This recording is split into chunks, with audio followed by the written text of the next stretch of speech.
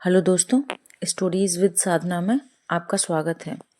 आप सुन रहे हैं दीवार में एक खिड़की रहती थी कहानी, जिसको लिखा है विनोद कुमार शुक्ल जी ने। दोस्तों, पिछले पार्ट में आपने देखा था कि रघुबर प्रसाद और उनकी पत्नी दोनों तालाब में नहाने जाते हैं। उसके बाद उनके पत्नी, जिनका नाम है सोनसी, उनके बाल उलझ जाते हैं। फिर वो जूड़ा बनाती हैं और पूछती हैं अब आसानी से बाल सुलझ जाएंगे, और रघुबर प्रसाद कहते हैं हाँ।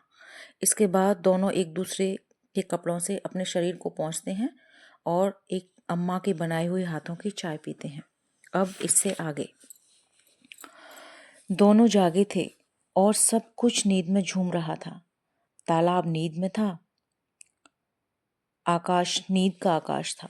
बूढ़ी अम्मा सोनसी के लिए एक टोकनी में केसरवा कांदा और दूसरी में तेंदू फल बंदरों से बचाकर रखी थी। सोनसी ने आंचल में थोड़े केसरवा कांदा और तेंदू फल को खोस लिया था। रास्ते भर दोनों केसरवा कांदा दांतों से छीलते आए थे। कमरे की खिड़की के पास दोनों खड़े हो गए। दोनों छोटे छोटे बच्चों की तरह अपना कमरा झांकने लगे। कमरे में वे नहीं थे। मैं कहाँ हूँ? रघुवर प्रसाद ने कमरा झांकते हुए सोनसी से पूछा, जैसे कमरे से पूछा। तुम मेरे पास हो, कमरा झांकते हुए सोनसी ने कहा, जैसे कमरे से कहा। और मैं? खाली कमरा देखती हुई सोनसी ने आश्चर्य से कहा। तुम यहाँ मेरे पास हो, रघुवर प्रसाद ने कहा। इसके बाद दोनों कमरे में कूद गए। रघुवर प्रसाद, ओ रघुवर प्रसाद, कोई पुकार रहा था। लगता है विभागाध्यक्ष थे, रघुवर प्रसाद ने सोनसी से कहा। रघुवर प्रसाद ने दरवाजा खोला। विभागाध्यक्ष थे। बदहवास लग रहे थे। सुबह बिस्तर से उठते ही आ गए थे। विभागाध्यक्ष बिना किसी की तरफ देखे खिड़की के पास गए और खिड़की से बाहर देखने लगे। उनका और कहीं ध्यान नहीं था। बैठिए सर, पानी पीजिए, रघुवर प्रसाद ने कहा। सोनसी ने बिस्तर उठाकर पैताने तहा दिए। चारपाई पर केवल दरी बिछी थी। नहीं, मैं यहीं ठीक हूँ, खिड़की से बाहर देखते हुए उन्होंने कहा। सोनसी ने गिलास में पानी लाकर रघुवर प्रसाद को पकड़ाया। लीजिए सर, रघुवर प्रसाद ने कहा। पानी पीते पीते भी विभागाध्यक्ष खिड़की से बाहर देख रहे थे। रघुवर प्रसाद, मैं कहने आया था कि मैं अपने बच्चों को लेकर आता हूँ। हम लोग खिड़की से उस तरफ जाएंगे। जी सर, पर महाविद्यालय का समय हो रहा है। आज दशहरा की छुट्टी है, 15-20 मिनट में आता हूँ। या तो नहा धोकर आऊँगा, नहाने में देर हो जाएगी तो खिड़की के तालाब में नहा लूँगा। खिड़की के पेड़ों में आज के दिन नीलकंठ देख लेंगे। जी सर।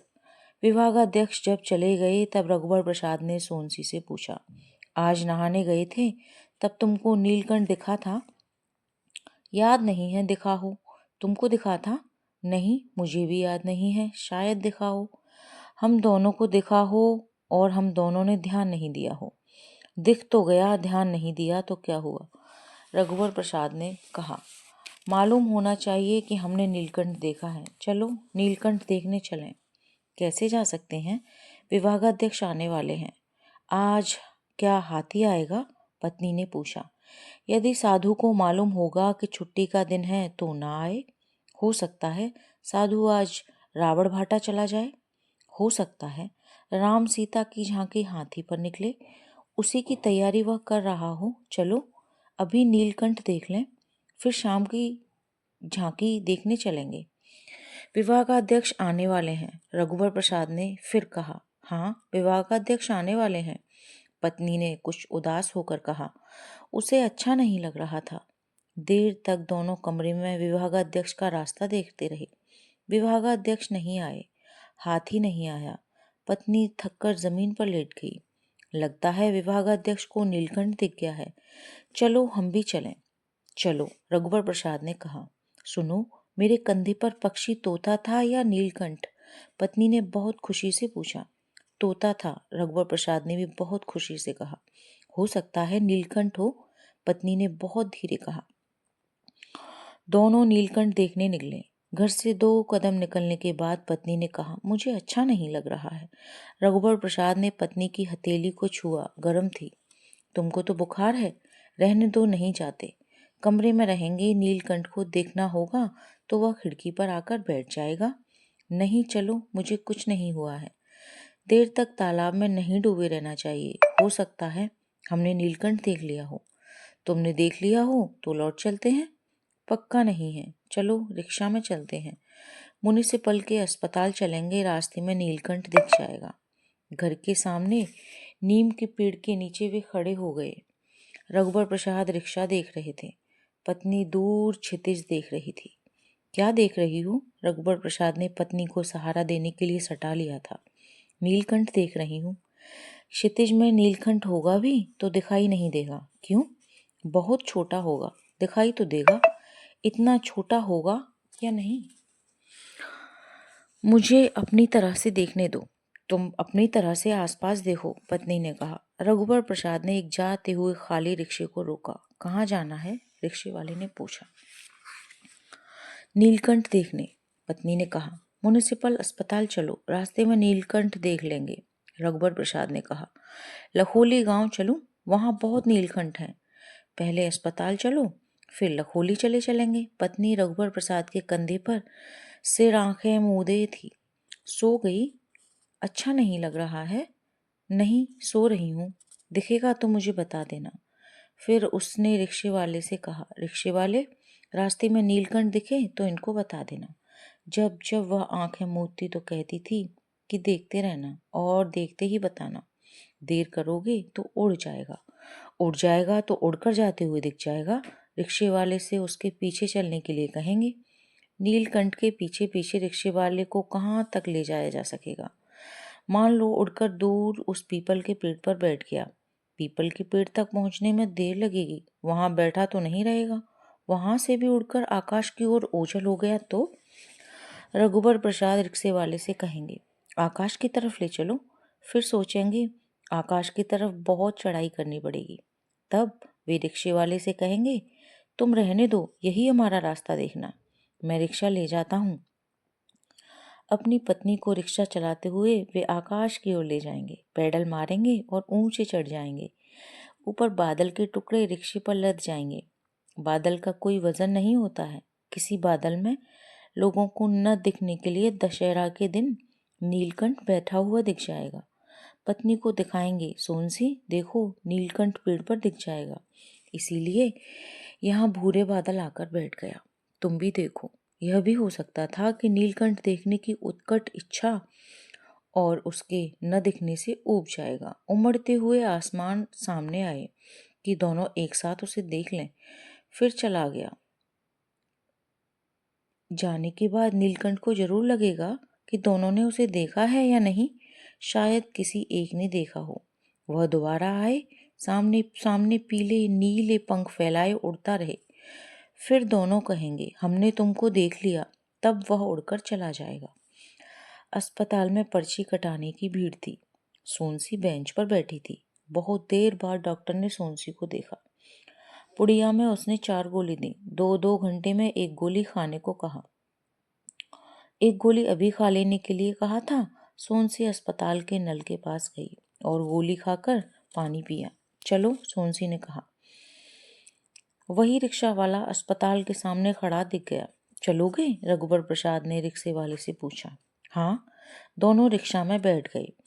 कहाँ ले जा रहे हो? रघुबर प्रसाद ने कहा। नीलकंठ देखने, रिक्शे वाले ने कहा। जी, जहाँ से आए थे वहीं चलो। जब घर आए तो देखा छोटू वहां बाहर साफ इस्त्री की हुई कुर्ता धोती पहने खड़ा था। रिक्शे से भैया को उतरते देख छोटू रिक्शे की तरफ दौड़ा और चिल्लाया, अम्मा, भैया भाभी आ गए। और छोटू ने भैया भाभी के पैर छुए। कितनी देर हो गई आए तुम लोगों को? भाभी ने पूछा। बहुत देर हो गई। पिताजी चारपाई पर लेटे थे। वहीं बोरे पर अम्मा बैठी गांव से लाई बरबट्टी काट रही थी। सोनसी और रघुवर प्रसाद ने अम्मा के पैर छुए। रघुवर प्रसाद का पैर छूने वाले थे तो पिता ने कहा, रुक जाओ, उठकर बैठ जाने दो। वे पैर लटकाकर नीचे बैठ गए। रघुवर प्रसाद ने पैर छुए, फिर सोनसी ने उनके पैर छुए। सोनसी अम्मा के पास बरबट्टी काटने बैठने वाली थी तो माँ ने कहा, जाओ, पहले दोनों हाथ मुंह धो लो। दोनों हाथ मुंह धोने गए तो अम्मा उनके आज्ञा पालन से खुश होकर रघुवर प्रसाद के पिता की तरफ देखा। रघुवर प्रसाद के पिता मुस्कुराए। भैया, आज हाथी आया था? छोटू ने पूछा। नहीं, रघुवर प्रसाद ने कहा। आएगा? क्या मालूम, आए तो उसे हाथी पर बैठकर घुमा देना, पिता ने कहा। रघुवर प्रसाद ने देखा कि पत्नी एक कोने में बैठी बरबट्टी काटने लगी थी। उसे बुखार था। लेट जाती तो अच्छा था। छोटू बाहर खड़ा था, शायद वह हाथी का आना देखना चाहता था। अम्मा अपने साथ को कांसे की थाली, एक ठठुलिया और अदरक कूटने के लिए एक काला गोल पत्थर लाई थी। सूपा चलनी लाना वह भूल गई थी। पूड़ी थी। रघुवर प्रसाद के पिता को लगता था कि काला पत्थर कसौटी का पत्थर है। पिता एक सोने की तांबई अंगूठी पहने थे। सोने में तांबा अधिक मिला था। इस अंगूठी की उन्होंने पत्थर पर घिसकर देखा था तो एक हल्की सुनहरी तांबई लकीर खींच गई थी। यह लकीर भी पत्थर के साथ साथ आ गई थी। रघुवर प्रसाद छोटू के पास गए। साफ कपड़े गंदे न हो जाएं, इसीलिए वह गोटा पत्थर और पेड़ पर चढ़ने का खेल नहीं खेल रहा था। वह हाथी पर सवार होकर घूमने के कपड़े पहना था। उन्होंने छोटू से कहा, आज घूमने नहीं जाएंगे? तुम्हारी भाभी को बहुत बुखार है। भाभी को बुखार है? छोटू ने पूछा। हाँ। वह अंदर गया और कहा, अम्मा, भैया कहते हैं भाभी को बुखार है। सुनकर रघुवर प्रसाद परेशान हो गए। होता यह कि छोटू पहले कहता घूमने नहीं जाएंगे, तब अम्मा पूछती क्या हाथी नहीं आएगा? शायद ना आए, दशहरा का दिन है। पिता कहते हाथी आएगा तो भी सब लोग कैसे जाएंगे, भाभी को तो बुखार है। छोटू कहता इस तरह बात होती तो अच्छा होता। रघुवर प्रसाद झेप गए कि अम्मा पिता क्या सोचेंगे। अम्मा ने सोनसी से पूछा, बहू तुमको बुखार है? सोनसी ने बरबट्टी काटते सिर हिलाकर कहा, नहीं अम्मा। अम्मा उठकर सोनसी के पास गईं। माथा छुआ। है तो बुखार, बहुत बुखार है। सुनकर पिता उठकर बैठ गए। सोनसी की आंख छलछला आई थी। शायद उसे मायके की याद आ गई थी। अम्मा ने उसके सिर को छाती से चिपका लिया। चल लेट जा। डॉक्टर को दिखाया था? रघुवर प्रसाद से पिता ने पूछा। जी, गोलियां दी हैं। गोलियां कब खानी हैं? 2-2 घंटे में। समय हो गया? हाँ। कहाँ है गोली? बहू को दे दो। छोटू, भाभी को एक गिलास पानी दो। रघुवर प्रसाद ने गोली निकाली। छोटू पानी लेकर भाभी के पास आ गया। रघुवर प्रसाद ने छोटू को गोली दी कि वह भाभी को दे दे। गोली खाने के बाद अम्मा ने उसे बोरे पर लिटा दिया। सोनसी पिछोरी रखी थी, उसी को उड़ा दिया। अम्मा खाना बनाने की तैयारी करने लगी। अम्मा को खाना बनाते देख जानकर सोनसी उठी तो पिता ने कहा, बहू लेटी रहो। सोनसी लेट गई। उसने पिछोरी ओढ़ी और थोड़ी देर में सो गई। पिता ने रघुवर प्रसाद से धीरे से कहा, झोला दो। फिर उन्होंने रघुवर की माँ से पूछा, कुछ लाना तो नहीं है? नहीं, रघुवर की माँ ने कहा। मैं आता हूँ, खाना बनते तक आ जाऊंगा। झोला लेकर वे चले गए। सोनसी का बुखार उतर गया था। हाथ मुंह धोकर माँ के कहने से उसने खाना खाया तो अच्छा लगा। छोटू कुर्ता धोती को लगातार गंदा होने से बचाए हुए मन ही मन हाथी का रास्ता देख रहा था कि आ जाए। कोई नहीं जाएगा तो वह अकेला हाथी पर बैठकर घूम आएगा। सोनसी को अच्छा लगा तो वह घर का काम करने लगी थी। जहाँ सोनसी लेटी हुई थी वहीं रघुवर प्रसाद जाकर लेट गए। छोटू, बाहर से पिता आवाज दे रहे थे, देख हाथी आ रहा है क्या? छोटू दौड़ता हुआ बाहर आया। हाथी आ रहा था। अम्मा, रघुवर प्रसाद भी बाहर आ गए। पिता कमरे के अंदर आए और झोला रखकर बोले, बहू मुर्रा लाया हूँ, तुम खा लेना। पिता भी बाहर आ गए। साधु बिना हाथी को बैठाए हाथी के ऊपर से उतर गया। ऊबड़ खाबड़ पत्थरों के आजू बाजू पैर जमाते हुए जैसे पहाड़ से उतरते हैं। हाथी पर 2 कदम इधर उधर रखकर वह नीचे उतर आया था। उतरते ही कंधे के अंगोछे से झटकार कर उसने फिर कंधे पर जमा लिया। वह धोती को ढीले लपेटे हुए और पीला कुर्ता पहने हुए था। कुर्ता का रंग फीका पड़ गया था। कपड़े साफ थे, इस्त्री किए हुए थे। दशहरा का दिन था, शायद इसलिए छोटू बहुत उत्साही था। रावण भाटा चलेंगे? साधु ने रघुवर प्रसाद से पूछा। वहाँ बहुत भीड़ हो गई। हाथी के गले में घंटी नहीं है, लोगों को कैसे मालूम पड़ेगा हाथी आ रहा है? रघुवर प्रसाद ने कहा। हाथी का आना तो दूर से दिख जाता है, इसे देखने की खबर हो जाती है और दूसरों को मालूम पड़ जाता है। फिर भी रघुवर प्रसाद ने कहा, चलिए कुछ नहीं होता। छोटू भी जाएगा, पिता ने कहा। बहू भी जाएगी, रघुवर प्रसाद की माँ ने कहा। वह अंदर गई। बहू, जल्दी तैयार हो जा, हाथी पर घूमा। सोनसी ने जल्दी जल्दी मुंह हाथ धोया। बहू, अभी तो 2 साड़ी नहीं रखी होगी। हाँ अम्मा, सोनसी ने धीरे से कहा। लाल साड़ी पहन लेना। हाँ अम्मा। अम्मा ने खटिया से तहाया हुआ बिस्तर उठाकर नीचे जमीन पर बिछे बोरे पर रख दिया। दरी उठाई और खटिया को खड़ी किया। दरी को अम्मा ने खटिया पर टांग दिया। खटिया की आड़ में साड़ी बदल लेना। सोनसी नई लाल साड़ी लेकर खटिया की आड़ में चली गई। नीचे बैठकर उसने पोलका पहना, फिर लाल साड़ी पहनी। खटिया की आड़ से वो निकल आई थी। बिंदी लगाई। अम्मा ने पूछा, हाँ अम्मा। पैर पट्टी पहन लेना। सोनसी ने पैर पट्टी को उतार दिया था। हाँ अम्मा। रघुवर, अम्मा ने बुलाया, तू भी कपड़ा बदल ले। अम्मा ने रघुवर के पिता का कोसा हुआ, जो 15 साल पुराना होगा, झोले से निकाला। गमछे में तहा हुआ कुर्ता था, धोती निकाली। ले, पहन ले। रघुवर प्रसाद पिता से लंबे थे। कुर्ता बड़ा था। पिता बाह कलाई के पास मोड़ लेते थे। रघुवर प्रसाद भी खटिया की आड़ में चले गए। कुर्ता ठीक हुआ था, लंबाई में कुछ छोटा लगता था। रघुवर प्रसाद ने धोती पहनी। गांव की बनी धोती थी, मोटी खादी की तरह थी। धोती की सुनहरी किनार थी। बालों में पानी लगाकर रघुवर प्रसाद ने कंघी की। कोसे के कुर्ते और सुनहरी किनार की धोती में रघुवर प्रसाद सुंदर लग रहे थे। सोनसी कमरे में जहाँ होती कुछ अधिक उजाले में लगती। जहाँ गुंडी रखी थी वह हिस्सा कमरे का अंधेरा कोना लगता था। सोनसी उधर होती तो वह हिस्सा कितने उजाले का लगता। सब नंगे पैर हाथी पर बैठने के लिए निकले। साधु हाथी पर पहले बैठा हुआ तैयार था। पास पड़ोस के लोग भी बच्चों सहित अच्छे कपड़े पहने हुए रावण भाटा जाने के लिए तैयार थे। जा रहे लोग थोड़ी देर के लिए हाथी के पास रुक जाते। जा रहे लोग रंग बिरंगे साड़ी कपड़े पहने, औरतों, लड़कियों, आदमियों, बच्चों का झुंड था। हाथी पर चढ़ने के पहले रघुवर प्रसाद और सोनसी ने पिता और अम्मा के पैर छुए। जब रघुवर प्रसाद हाथी पर चढ़ने लगे तो सब खड़े होकर उन्हें देख रहे थे। फिर रघुवर प्रसाद की पत्नी, इसके बाद छोटू चढ़ा। साधु ठीक से बैठने में सबकी सहायता कर रहा था। छोटू साधु को पकड़कर बैठा था। सोनसी रघुवर प्रसाद को। कमरे के दरवाजे के पास अम्मा और पिता खड़े थे। हाथी की पीठ पर गन्ने के पत्ते की गद्दी बंधी थी। हाथी नहाया धोया और सजाया हुआ दिख रहा था। सब बैठ गए थे। तब हाथी चलने लगा। रावण भाटा की ओर जाती 2 औरतों ने हाथ जोड़कर रघुवर प्रसाद, सोनसी और छोटू की झांकी को प्रणाम किया। जब हाथी आगे बढ़ा तो अम्मा ने कहा, कितनी अच्छी जोड़ी है, छोटू लक्ष्मण लगता है। पिता ने कुछ नहीं कहा।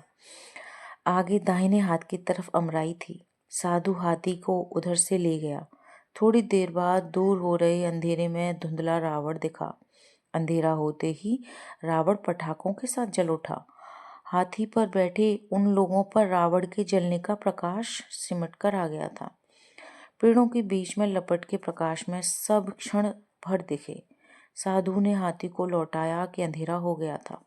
लौटने वालों की भीड़ का रेला आएगा तो हाथी को तेज चलाना मुश्किल होगा। छोटू बहुत खुश था। लौटते समय कुछ दूर तक जब जब फूटता पटाखा उन्हें सुनाई दे रहा था। दोस्तों, इस पार्ट में इतना ही। आपको कहानी अच्छी लग रही है तो चैनल को लाइक करें और सब्सक्राइब करें। और आप कहाँ से सुन रहे हैं कमेंट करके ज़रूर बताएं।